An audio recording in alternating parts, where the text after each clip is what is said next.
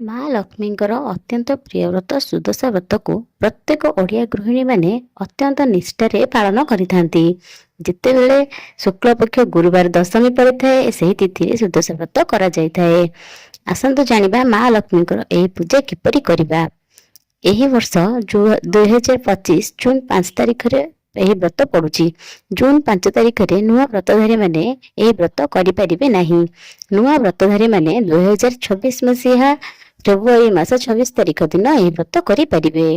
ଆସନ୍ତୁ ଜାଣିବା ମାଙ୍କ ପୂଜାରେ ବ୍ୟବହୃତ ପୂଜା ଜିନିଷ। ଏହି ବ୍ରତରେ ସବୁ ଜିନିଷ 10ଟି ଲେଖାଏଁ ଦରକାର ହୋଇଥାଏ। 10ଟି ମଣ୍ଡା, 10ଟି ଦୀପ, 10ଟି ଗୁଆ, 10 କେରା ଦୁବ, 10ଟି ବରକୋଳି ପତ୍ର, ଆମ୍ବ ଡାଳ, ଅକ୍ଷତ, 10 ପ୍ରକାର ଫୁଲ ଏବଂ 10 ପ୍ରକାର ଫଳ, ଅଁଳା ଡାଳ, ଦୁର୍ଲଭ ପାନପତ୍ର, ବେଲପତ୍ର, ସୋରିଷ ଫୁଲ ଏବଂ କଦଳୀ ପତ୍ର ମଧ୍ୟ ଦରକାର ହୋଇଥାଏ। ମାଙ୍କ ପୂଜାରେ ବ୍ୟବହୃତ ସାମଗ୍ରୀ ଯଥା ସିନ୍ଦୁର, ଚନ୍ଦନ, ହଳଦୀ, ଅକ୍ଷତ, ଧୂପ, ଦୀପ, ଝୁଣା ଇତ୍ୟାଦି ସମସ୍ତ ଦରକାର। ସୁଦଶା ବ୍ରତରେ ମାଙ୍କର ପିତ୍ତଳ ମୂର୍ତ୍ତି ପୂଜା କରିପାରିବେ କିମ୍ବା ଲକ୍ଷ୍ମୀ ନାରାୟଣଙ୍କର ମୂର୍ତ୍ତି ମଧ୍ୟ ରଖି ପୂଜା କରିପାରିବେ। ମାଙ୍କ ଫଟୋକୁ ପୂଜା କଲେ ମଧ୍ୟ ଆପଣ ଗୁଆ ନିଶ୍ଚିତ ଭାବେ ପୂଜା କରିବେ।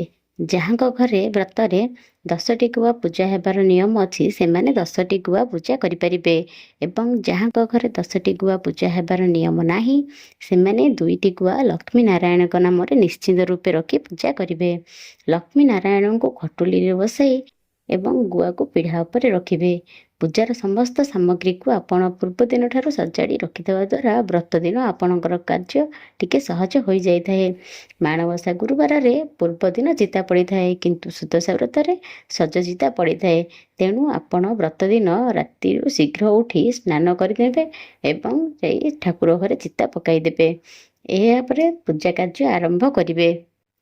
ପ୍ରଥମେ ମାଙ୍କୁ ଗଙ୍ଗାଜଳ ହଳଦୀ ଜଳରେ ସ୍ନାନ କରାଇ ସିନ୍ଦୁର ହଳଦୀ ଲଗାଇ ଖଟୁଲିରେ ବସାନ୍ତୁ। ଏହାପରେ ମାଙ୍କୁ ଆରାଧନା କରି ଫୁଲ ଓ ପତ୍ରରେ ସଜାଇ ଦିଅନ୍ତୁ। ଏହାପରେ ଭୋଗ ଦେଇ ଧୂପ ନୈବେଦ୍ୟ ଆଦି ଭୋଗ କରନ୍ତୁ। ଏହି ବ୍ରତରେ ମାଙ୍କୁ 3ଟି ଧୂପ କରାଯାଇଥାଏ। ପ୍ରଥମ ଧୂପରେ ମାଙ୍କୁ ଫଳ ଭୋଗ ପୂଜା କରାଯାଇଥାଏ। ଦ୍ୱିତୀୟ ଧୂପରେ ବା ମଧ୍ୟାହ୍ନ ଧୂପରେ 10ଟି ମଣ୍ଡ ପିଠା ଦେଇ ଭୋଗ କରିବେ ଏବଂ ଶେଷ ଧୂପ ବା ସନ୍ଧ୍ୟା ପୂର୍ବରୁ ସେଇଟା କରାଯାଇଥାଏ। ମାଙ୍କୁ ଧୂପ ଦୀପ ଲଗାଇ ମାଙ୍କୁ ଭୋଗରେ ଛେନାପଣା ଭୋଗ କରାଯାଇଥାଏ। ଭୋଗ କରିସାରିବା ପରେ ଆଳତି କରି ମାଙ୍କୁ କ୍ଷମା ପ୍ରାର୍ଥନା କରିବେ ଓ ମାଙ୍କୁ ପ୍ରଣାମ କରି ସ୍ୱସ୍ଥାନ ଗଛ 3 ଥର କହି ମାଙ୍କୁ ଉଠାଇ ପାରିବେ। ସକାଳ ଧୂପ ପରେ ବ୍ରତୀମାନେ ସୁଦଶା ବ୍ରତର ବହି ପଢ଼ିବେ ଏବଂ ବହି ପଢ଼ି ସାରିବା ପରେ ପୂଜା ହୋଇଥିବା ବ୍ରତରେ 10 କେରା ଦୁବ, ଫୁଲ, ଅକ୍ଷତ, ବରକୋଳି ପତ୍ର ଦେଇ ମାଙ୍କ ନାମରେ 10 ଗୋଟି ଗଣ୍ଠି ଦେଇ ହାତରେ ପିନ୍ଧିବେ ଏବଂ ମାଙ୍କର ଏହା ସହିତ ଆଶୀର୍ବାଦ ମଧ୍ୟ ନେବେ। ଏହି ସମୟରେ ମାଙ୍କର ଗାୟତ୍ରୀ ମନ୍ତ୍ରକୁ ଜପ କରିବା ବହୁତ ଶୁଭ ହୋଇଥାଏ। ମାଙ୍କର ଗାୟତ୍ରୀ ମନ୍ତ୍ରଟି ହେଉଛି ଓଁ ମହାଲକ୍ଷ୍ମୀ ଚ ବିଦ୍ମହେ ବିଷ୍ଣୁ ପତ୍ନୀ ଚ ଧୀମହି ତନ୍ନୋ ଲକ୍ଷ୍ମୀ ପ୍ରଚୋଦୟାତ୍। ଏହାପରେ ବ୍ରତ ପିନ୍ଧି ଆପଣ ବଡ଼ ବା ଗୁରୁଜନମାନଙ୍କର ଆଶୀର୍ବାଦ ନିଅନ୍ତୁ। ଏହି ବ୍ରତରେ କିଛି କଥାର ନିୟମ ରହିଛି ଯାହା ଆପଣ ମନେ ରଖିବା ଉଚିତ। ଏହି ବ୍ରତରେ ମନେ ରଖିବେ କାହା ସହିତ କଳି ଝଗଡ଼ା କିମ୍ବା ପିଲାମାନଙ୍କୁ ବାଡ଼ାଇବା ଉଚିତ ନୁହେଁ। ଏପରି କରିବା ଦ୍ୱାରା ମା ଲକ୍ଷ୍ମୀ ଆପଣଙ୍କ ଉପରେ କୋପ କରିଥାନ୍ତି। ଏହି ଦିନ ନଖ, ଚୁଟି, ଦାଢ଼ି କାଟିବା ଉଚିତ ନୁହେଁ। ଏହି ଦିନ କାହାକୁ ଝାଡ଼ୁ କିମ୍ବା ଟଙ୍କା ପଇସା ଦେବା ନେବାଠୁ ନିଶ୍ଚିତ ଭାବରେ ନିବୃତ୍ତ ରୁହନ୍ତୁ।